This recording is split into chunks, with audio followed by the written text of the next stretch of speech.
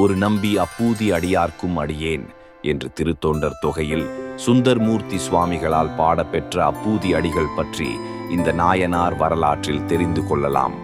அப்பூதி அடிகள் நாயனார் சோழ நாட்டில் திங்களூர் எனும் ஊரில் வாழ்ந்து வந்தார். இவர் திருநாவுக்கரசர் சமகாலத்தவர்.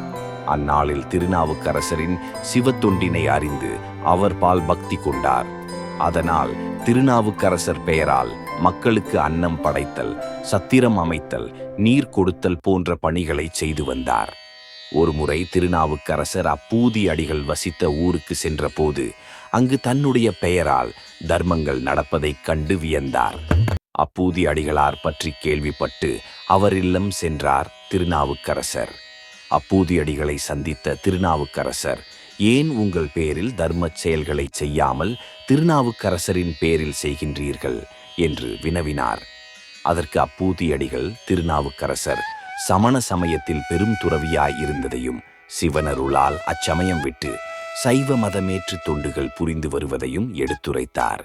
இறைவனின் மீது அன்பு கொள்வதை விடவும் அவனுடைய அடியார்கள் மேல் அன்பு கொள்ளுதல் மேலும் சிறப்பானது என்று எடுத்துரைத்தார்.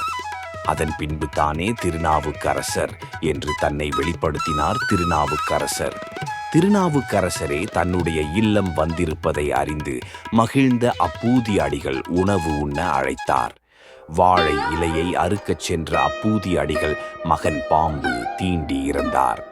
திருநாவுக்கரசர் வந்திருக்கும் போது மகன் இறந்து போனதால் அதை கூறி திருநாவுக்கரசரை உணவு உண்ண தடை செய்துவிடக் கூடாதென அப்பூதி அடிகளும் அவரது மனைவியும் துயரத்தினை மறைத்து உணவு இட்டனர். ஆனால் திருநாவுக்கரசர் தன்னுடன் அப்பூதி அடிகளின் மகனையும் உணவருந்த அழைத்து வர கோரிக்கை வைத்தார். அப்பூதி அடிகள் தன்னுடைய மகன் பாம்பு தீண்டி இறந்ததை தெரிவித்தார். எல்லாம் இறைவனின் திருவிளையாடல் என பாடல் பாடி அப்பூதி அடிகளின் மகனை உயிர்ப்பித்தார். அப்பூதி அடிகளையும் சிவபெருமான் ஆட்கொண்டு அருளினார்.